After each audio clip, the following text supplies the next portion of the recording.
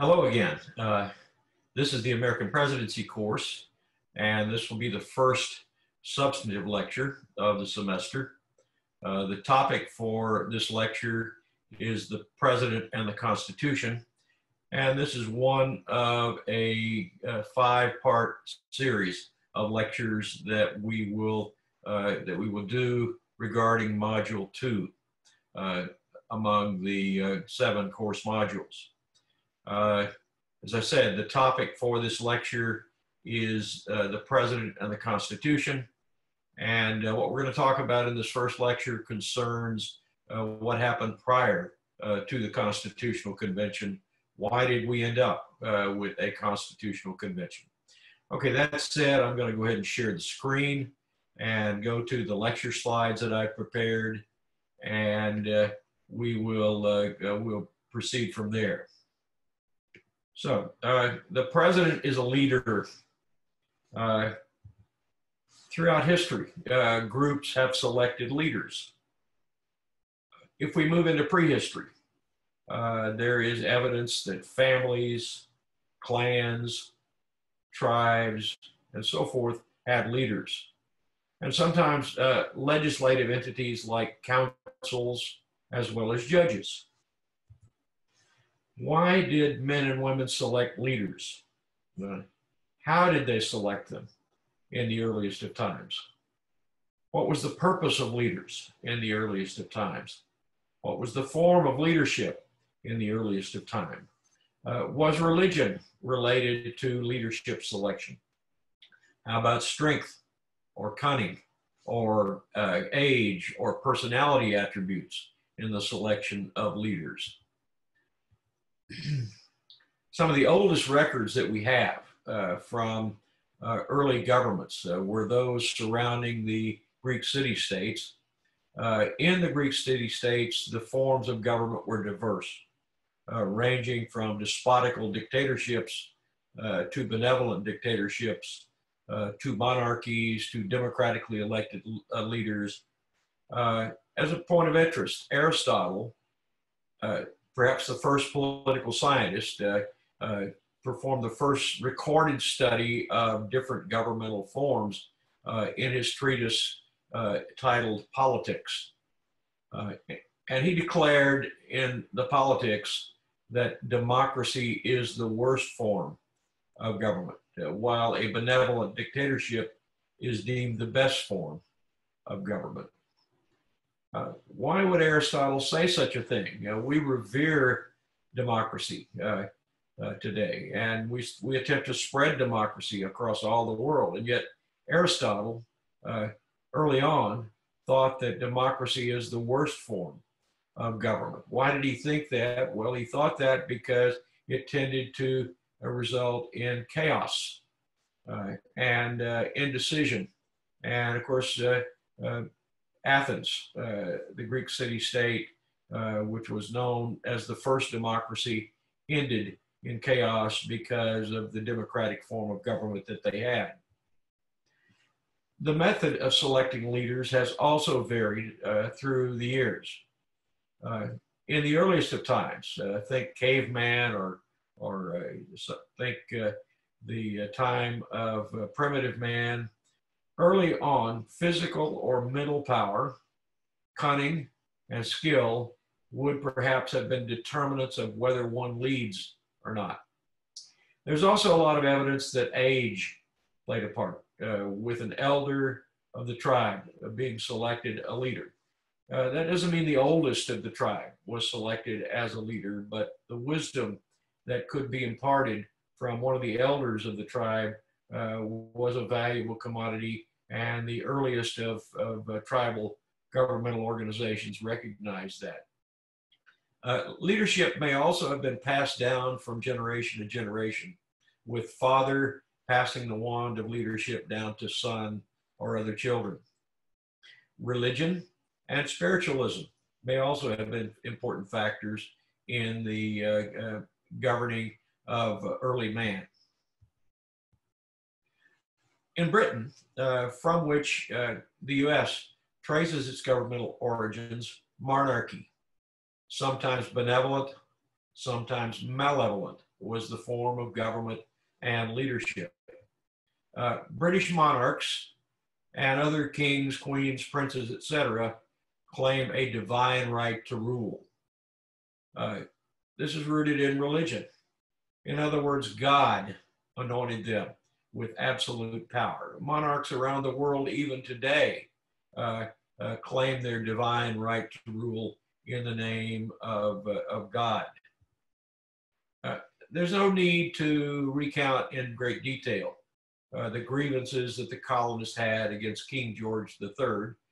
Certainly they thought King George III was a despotical monarch. But if you're interested in this topic of the grievances that colonists had against King George III, you can see the links that I have highlighted here in orange or in yellow. The Stamp Act of 1765 was important. The Townshend Acts, the Intolerable Acts. More generally, you can look at the Wikipedia article, Grievances of the United States Declaration of Independence. We won't do that now. You've all had American history. The distaste for monarchy was, needless to say, extreme in the earliest origins of the nation. Down with the king, no taxation without representation. Patrick Henry's famous saying, "Give me liberty or give me death." At least that's one interpretation. But if you want to see another interpretation, view the first episode of Liberty, the American Revolution. I have a hot link there so that you can go and watch that first episode. There was a lot of suspicion about the form that executive power would take in the new republic, and indeed there were accusations in the early republic that Federalists wanted to establish an American monarchy. The states and the Articles of Confederation. After the American Revolution, the states quickly went about the task of establishing their own independent and sovereign governments. The first central U.S. government was established by the Articles of Confederation and was adopted in 1781.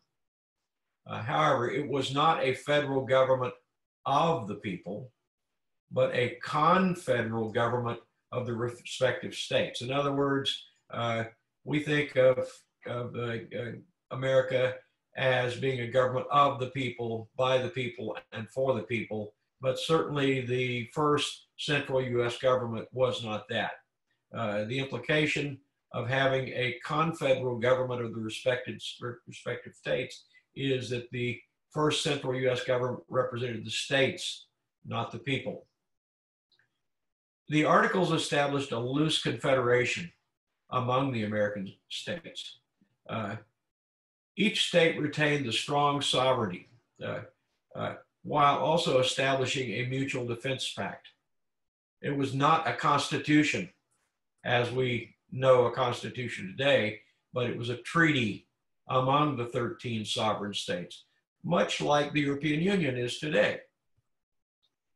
A very nice discussion of the background prior to the convention is at the link that I've shown here.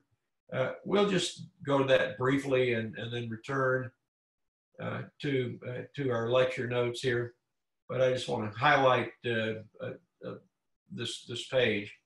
This is the origins of the Constitutional Convention, which is what we're doing in this segment. The call for a grand convention is highlighted here. How the delegates were selected to the grand convention. 5 states followed Virginia's lead. 5 states followed New York's lead. So it goes on and describes the background prior to the Constitutional Convention. Okay, so let's leave this and go back to our Zoom session where we are sharing, hopefully, PowerPoint.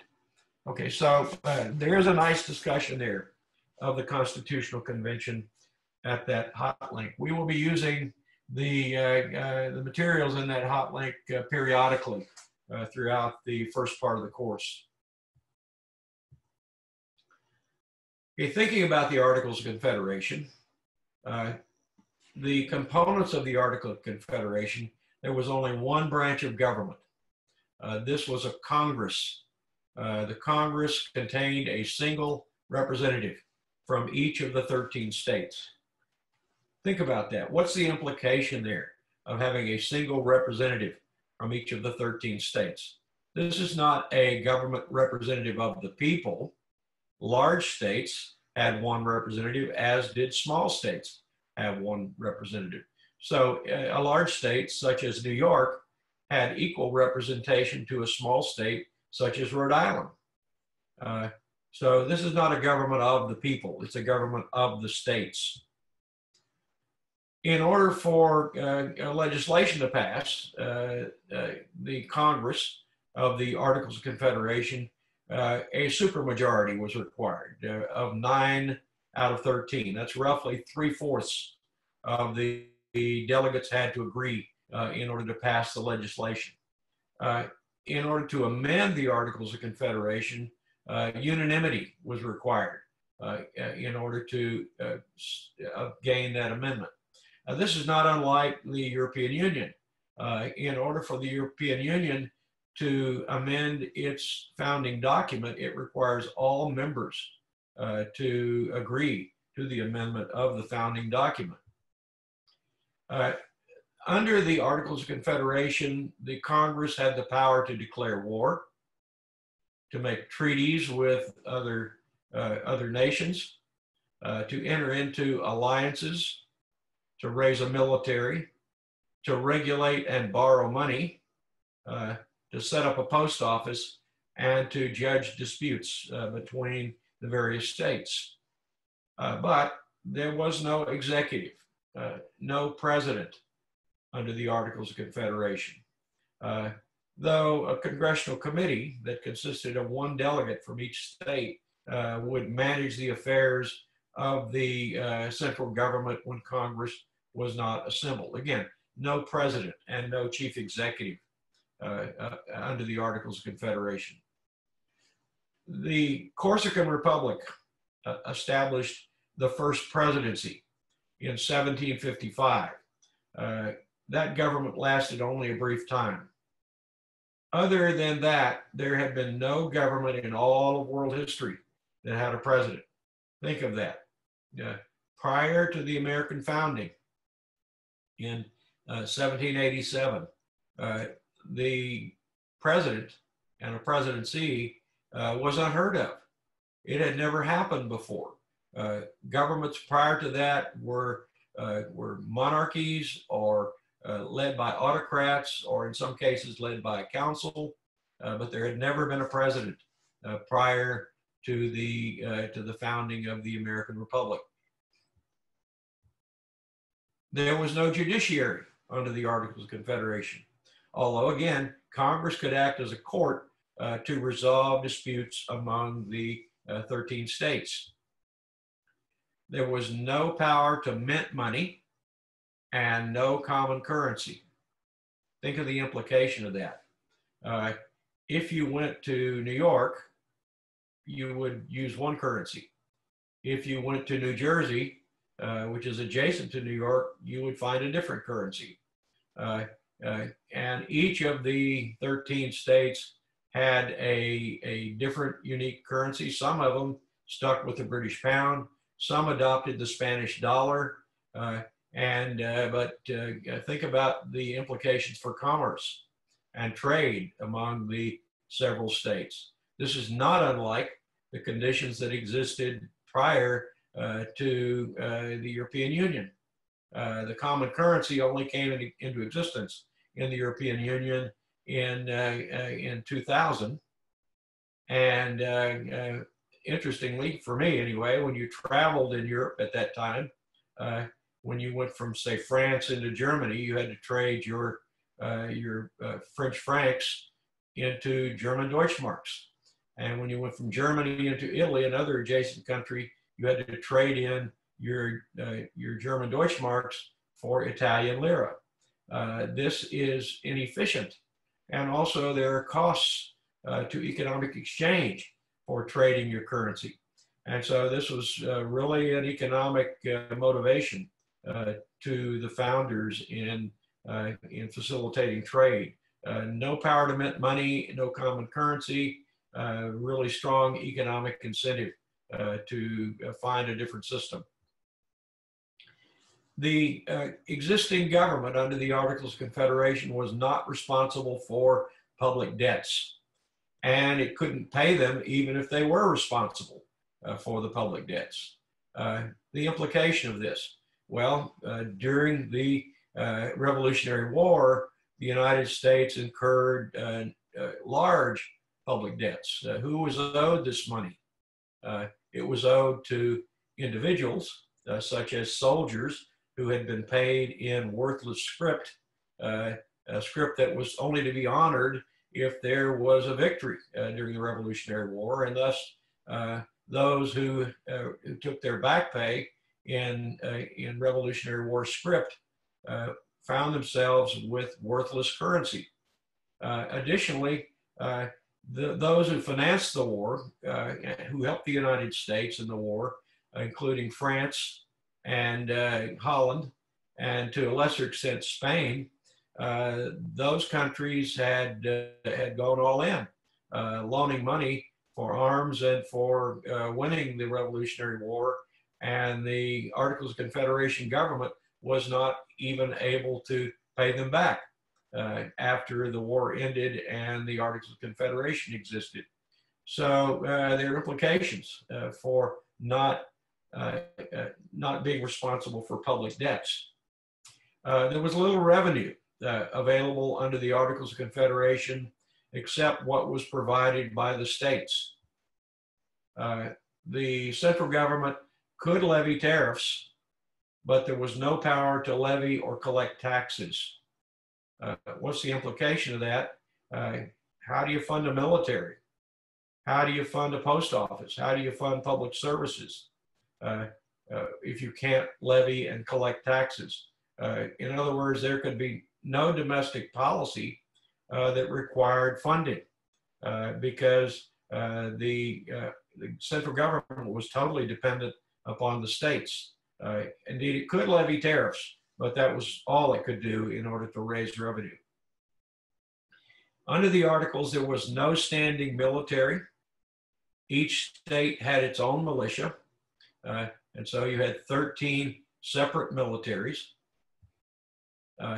There was a subordinate role for the central government and a dependence of Congress on the states for funds, for military, and for the execution of its decrees. So in other words, the national government was actually subordinate to the state governments. Think about it. The national government, in order to amend the Articles, needed unanimous consent, and in order to legislate, needed the consent of 9 out of the 13 states, 3/4 to legislate. And so the central government was really powerless relative to the state governments. Of course, this discussion suggests there were quite a number of problems under the Articles of Confederation. The biggest problem, debt owed to the creditors from the American Revolution. Because the national government had little ability to raise money, it was unable to meet its debt obligations. Much of the debt was owed to the domestic property class. In other words, rich men in the United States or in the states prior to the revolution actually loaned money to the cause. And who were these rich men? They were the property class in the United States. Charles Beard wrote that 40 of the 55 delegates to the Constitutional Convention were holders of public debt. That debt was basically worthless under the Articles of Confederation. How did Beard know this? What Beard did was he went to the records of the Treasury Department when the new government was formed, and he discovered that 40 out of 55 of the delegates to the Constitutional Convention were major holders of public debt. Hence, the delegates to the Constitutional Convention had a private interest in seeing a new government. That debt had been basically worthless under the Articles, and so Beard is arguing that the domestic property class was a major motivation for the movement from the Articles of Confederation to the new Constitution. The inability of Congress to provide back pay for soldiers of the American Revolution also meant civil unrest over money owed to the American patriots. Again, soldiers had been paid in worthless script, which they often sold for less than face value, often roughly 10% of the face value, to wealthy speculators and to members of the property class who were in the know. In other words, the soldiers of the American Revolution were duped into selling their currency to speculators and members of the property class at very little, little to nothing. They had no prospect for being paid back under the Articles, and therefore they were willing to basically sell their military scrip for nothing. Foreign creditors, mainly the French and the Dutch, but some Spanish creditors, also threatened to halt issuing new credit, as well as the suspension of trade. What does that do to the economy of the Articles of Confederation entity? What does it do to the economy? Without credit, it's difficult to have an economy that is growing. And they also threatened the suspension of trade. And of course, trade was something that the nation after the Revolution was highly dependent on. Southerners needed to sell their cotton and tobacco. And where are they going to sell that cotton and tobacco? They mainly sold it to the French and the Dutch and the Spanish and the British. Of course, the British market had diminished significantly during the Revolution. So this is a real incentive for business owners to want to form a new government. The threat to halt issue new credit, as well as suspending trade, was a potent signal that the Articles of Confederation was not a very good way of conducting a government. Others, including farmers, had incurred large private debts due to the poor economy during the war. Those who owed this money in private debt wanted to gain some certainty of payment and payment terms. And so here we're talking about people who had property again. In several states, debtor farmers took over the legislature and legislated easy money policies. What is an easy money policy? Well, you issue currency without adequate backing. You basically inflate the currency. Some states were printing their own paper money that was not adequately backed for the currency. That made it easy for farmers to pay off their debt because they had a windfall in currency. But this windfall in currency came at the expense to creditors whose money was then worth nothing. So in some states, farmers were able to pay off their debts, but the creditors, the wealthy creditors whose money had been loaned to the farmers, was then worth nothing. Internal civil unrest was occurring. Unlike farmers in some states, those in Massachusetts were not able to gain control of the legislature. The Massachusetts legislature passed laws favorable to creditors instead of to farmers and debtors, who then began foreclosing on the farmers who owed money. This led to an armed revolt by farmers in Massachusetts against creditors. This was called Shays' Rebellion, after Daniel Shays. And the rebellion was indeed put down in Massachusetts, but there were fears among the property class of rebellion against creditors in all of the states. And so the spectacle of Shays' rebellion and the fear that Shays' rebellion created among the property class was another motivation for movement from the Articles of Confederation to the new government. Trade wars erupted among the states as one state levied tariffs against another. As noted in the video that I assigned you to watch, when somebody who had a farm and had chickens and laid eggs, when they would cross from Maryland, their own state, into Virginia, they would pay a tariff on those eggs. And so this was, again, not good for trade among and between the states. There were external threats that were a motivation to movement from the Articles of Confederation. The British were stirring up trouble along the American frontier. The British had not abandoned their fortifications as they had promised to in the Treaty of Paris. Rather, instead, they were inciting their allies, the Indians, to attack settlers on the western frontiers of the 13 states. There was indeed fear of another war, but there was little ability to finance another war. The U.S., the American states at that point had exhausted their credit with foreign countries, and it would have been very difficult for another war to be fought against the British. And so there were external threats. Under the Articles of Confederation, there was the ability to raise a military, but no ability to pay that military.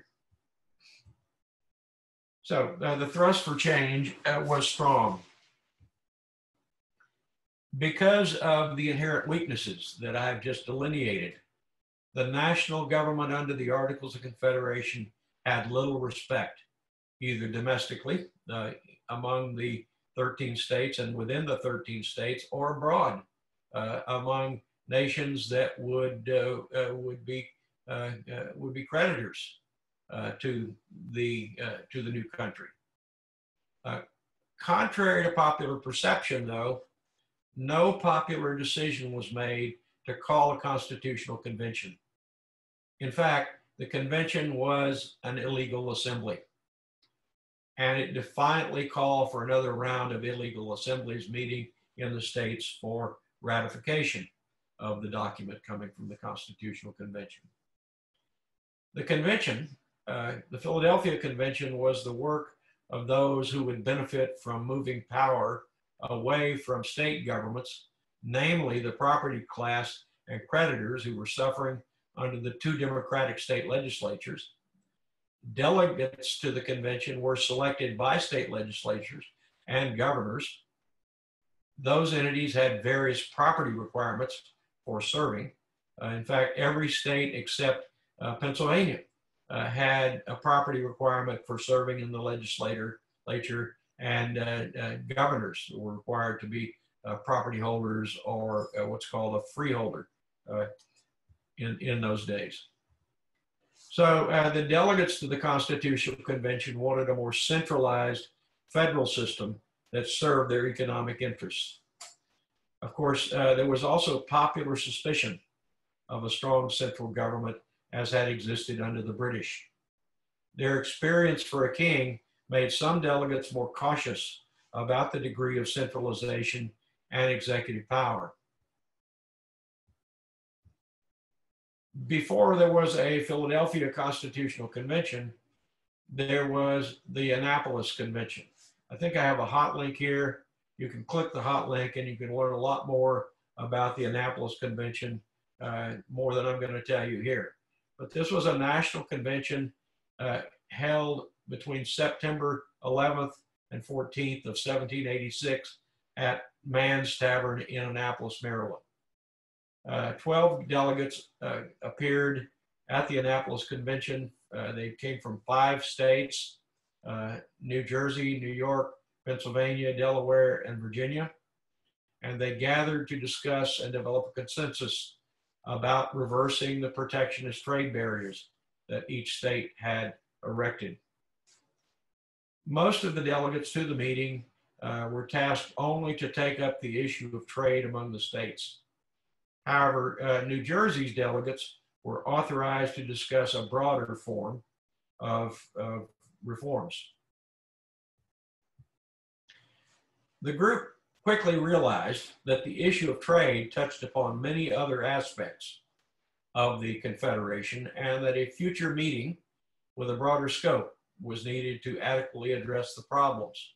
The final report of the convention, adopted unanimously, was sent to Congress of the Confederation and to the states, and it sought support for a broader constitutional convention to be held the following May in Philadelphia.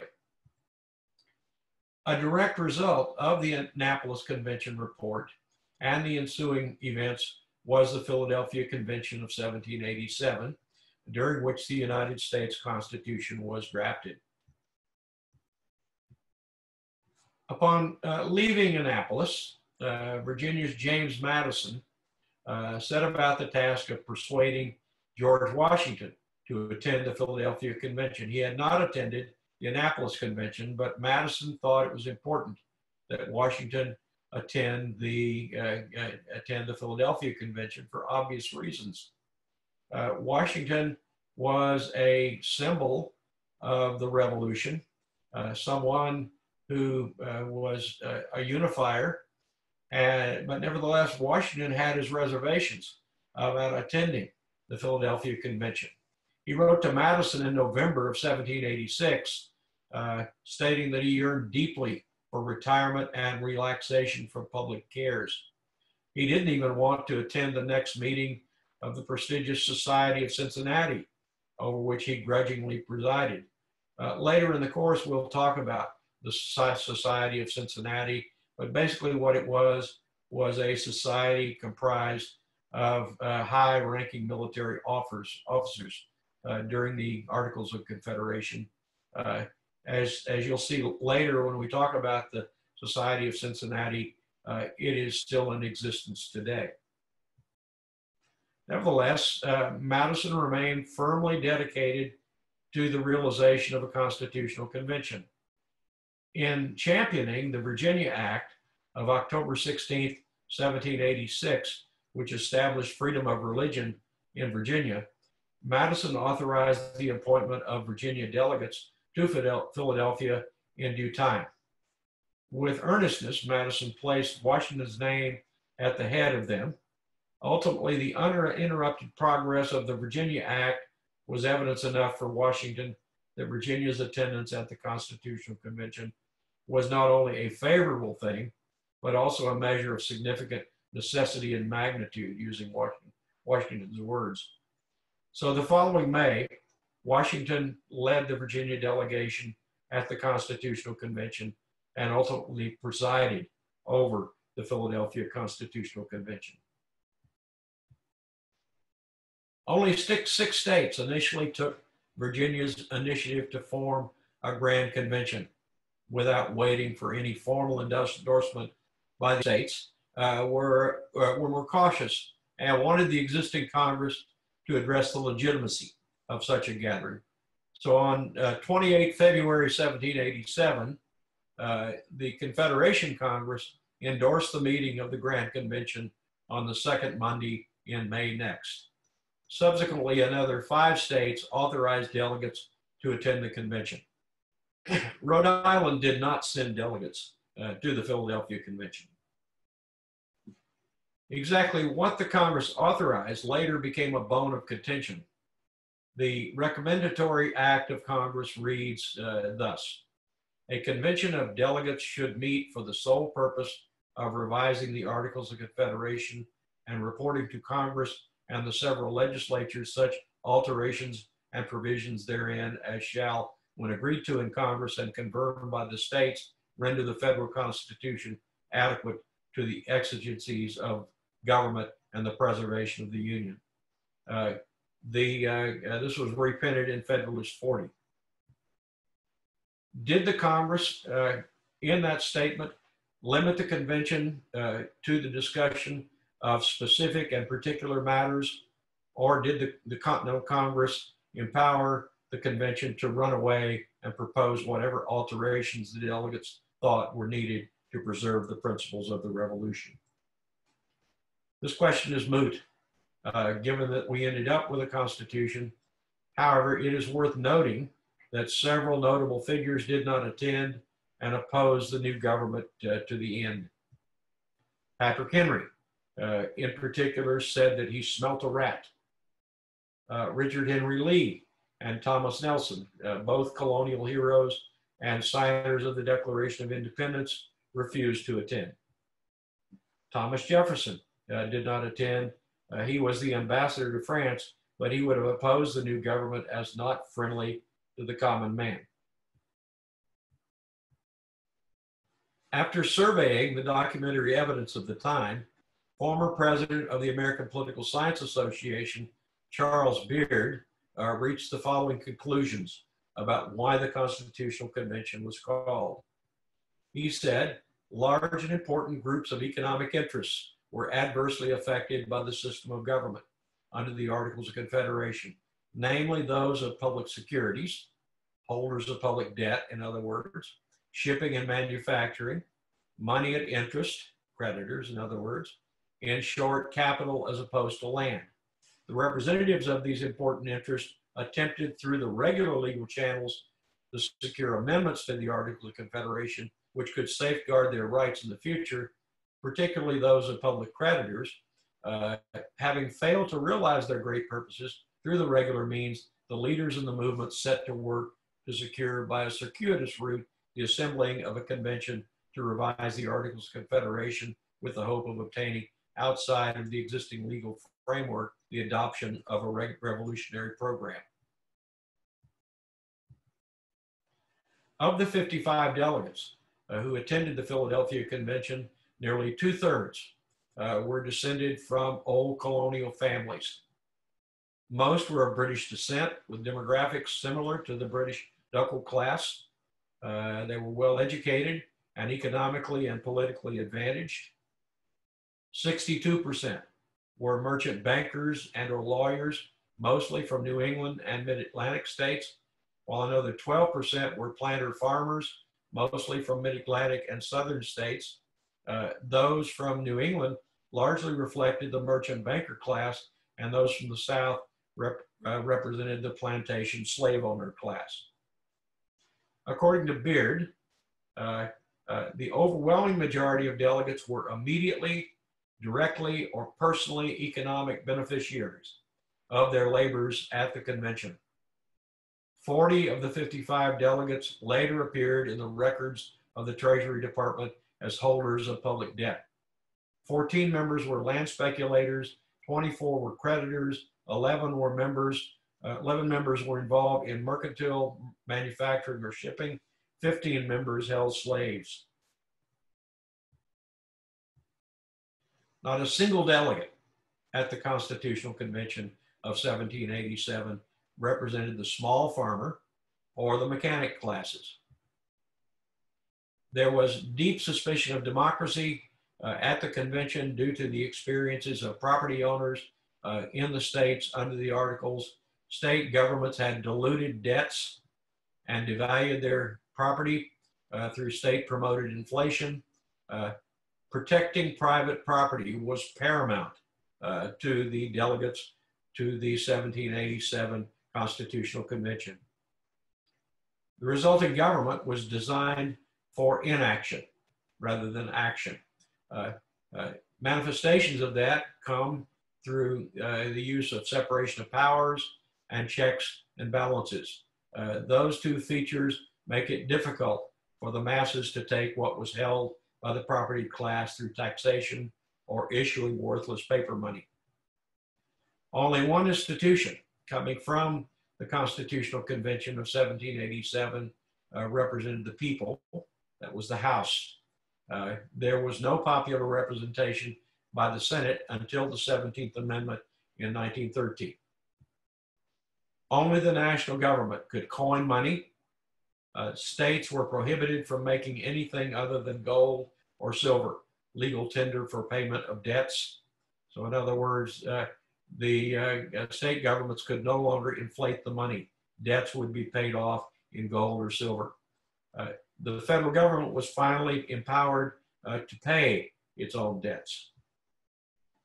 Direct taxation of individuals was prohibited under the new government until the 16th Amendment was ratified in 1913.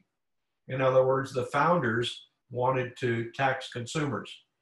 They did not want an income tax. They did not want a wealth tax. They wanted the entire burden of the new government to lay on the average citizen. As you can see, we have reached the conclusion of the lecture slides for this session. Again, just to repeat, this session has dealt with the lead up, if you will, to the Constitutional Convention of 1787. In the next lecture, we will talk about the convention itself and the composition of the delegates, as well as the attitudes and the desires, demands, if you will, of the delegates.